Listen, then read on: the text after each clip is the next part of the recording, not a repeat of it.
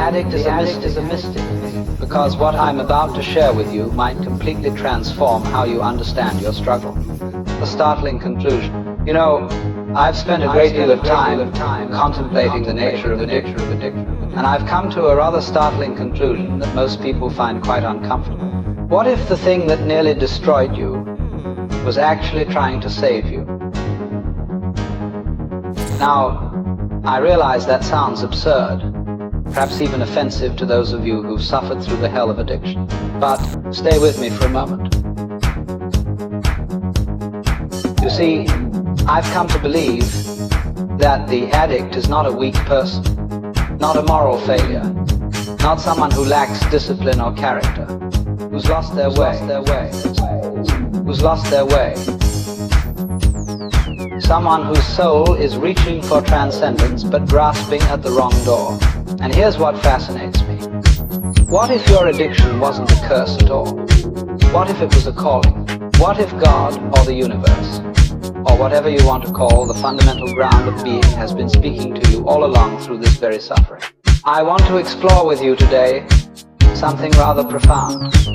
A complete reframing of addiction as a form of divine communication. And by the end of this, you may discover that you haven't been cursed. You've been chosen. Let's begin by understanding what we're really dealing with here. Society, in its infinite wisdom, looks at addiction through the narrowest possible lens. Disease, dysfunction, moral bankruptcy, someone who can't control themselves, someone who needs to be fixed, medicated, rehabilitated. The whole approach is terribly mechanical. You're a broken machine that needs repair. But this completely misses the point. Because what we call addiction is actually a spiritual crisis masquerading as a chemical dependency. It's a soul in revolt against the shallowness of ordinary existence. It's someone whose inner being is screaming for depth, for meaning, for connection to something vast and true. And when that connection can't be found through conventional means, the seeking becomes desperate, chaotic, self-destructive. I've often said that the addict is attempting to reproduce the mystical experience through chemistry. You're searching for God in a bottle. You're searching for God in a bottle. You're searching for God in a bottle.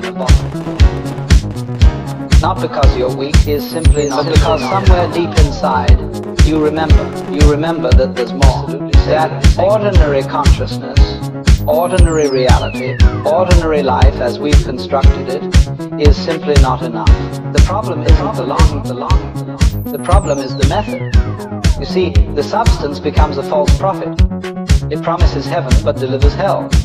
It offers a glimpse of unity, of transcendence.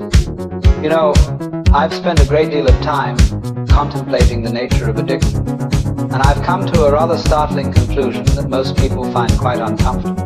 What if the thing that nearly destroyed you, a complete reframing of addiction, that the addict is not a weak person, not a moral failure, not someone who lacks discipline or character.